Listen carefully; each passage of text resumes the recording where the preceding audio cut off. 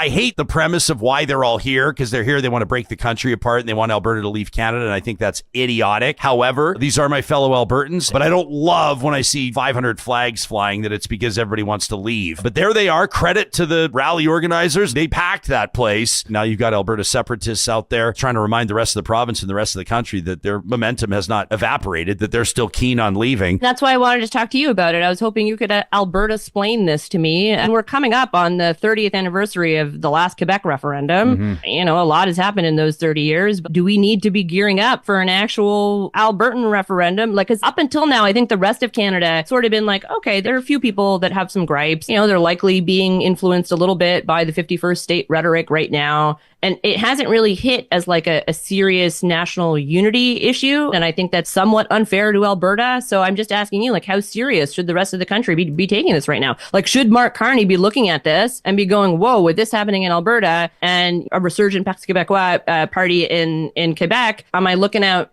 potentially two provinces wanting to separate in the next, year and a bit? I will say this, like, that's a lot of people down there, and that's a big movement. So it's not nothing. But at the end of the day, if I was a betting man, if I had to put a bet on something, would find it really hard to believe that 50% plus one Albertans would vote to leave. I mean, safest bet you can always make is to bet on Canada, right? I don't want to brush it aside. It's like a hot and cold thing. I'm like, man, this is great. They love this province. They want to see it do better. But I think the last way to make it better is to separate. We've got Danielle Smith saying, hey, we're getting close to finalizing some deals here. I'm feeling better. The partnership we have with Mr. Carney compared to what we had to Mr. Trudeau. So you've got the Premier taking one or two steps forward, and then these people kind of like dragging her heels backwards, But I don't know that Premier is thinking this is helping her any right now with all the other stuff she's dealing with. But it is concerning to see this many